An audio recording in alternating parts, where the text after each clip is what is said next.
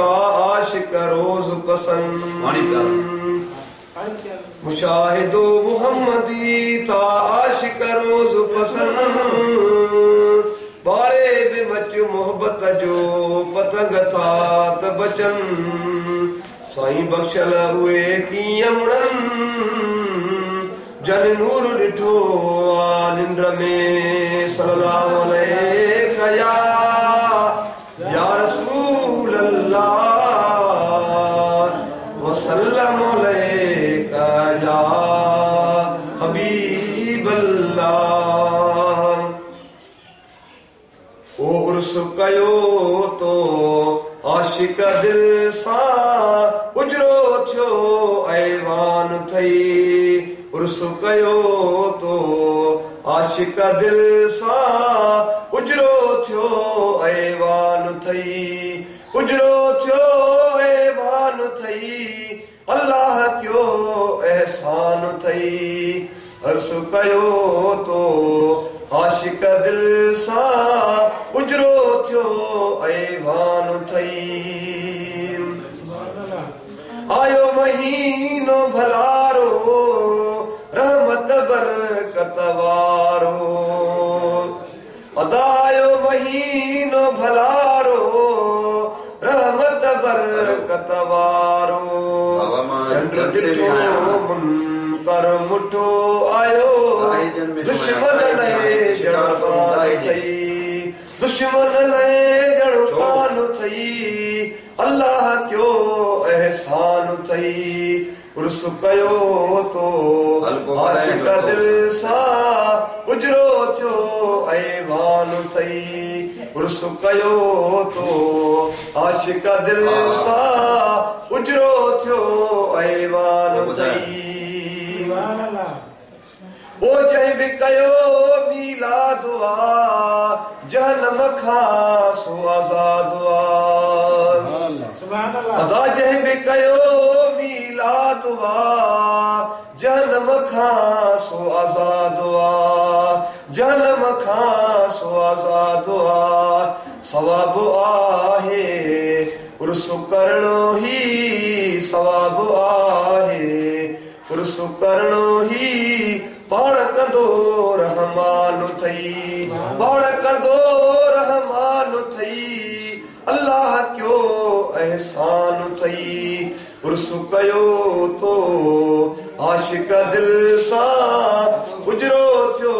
ऐवान थई उर्स कयो तो आशिक दिल सा उजरो थियो ऐवान थई।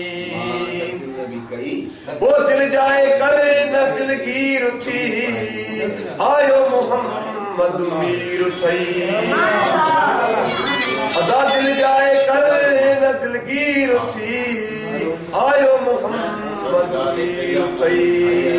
मन जूं मुरादूं पूरियूं थी वई अॼु मन जूं मुरादूं पूरियूं थी वई अॼु मालिक थियो मेहरबान थई मालिक थियो मेहरबान थई अल्लाह क्यो एहसान थई उर्स कयो तो आशिक दिल सा उजरो थियो ऐवान थई। ओ सोची ज़रा ध्यान धरे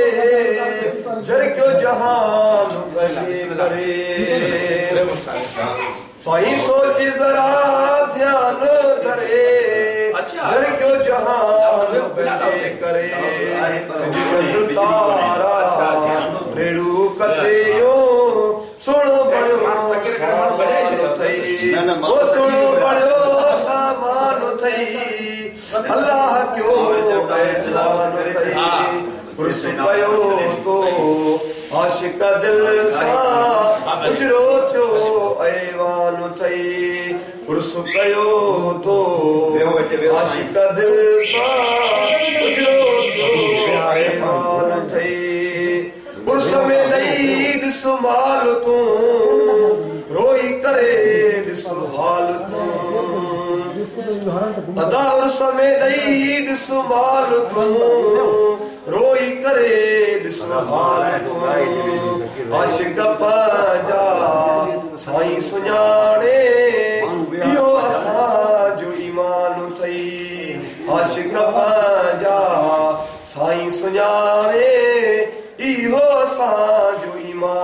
थई इहो असांजो ईमान थई अल्लाह क्यो एहसान थई उर्स कयो तो आशिक दिल सां उजरो थियो ऐवान थई और बनो इज़त माणे नहा लफ्ज़ लिखणो जाने नहा रबनो इज़त माणे नहा लफ्ज़ लिखणो जाने नहा सदके मोहम्मद पाक जी मौला मूंखे कयो सना खान थई सदके मोहम्मद पाक जी मौला मूंखे कयो सना खान थई मूंखे कयो सना खान थई अल्लाह क्यो एहसान थई उर्स कयो तो आशिक दिल सां उजरो थियो ऐवान थई उर्स कयो तो आशिक दिल सां उजरो थियो ऐवान थई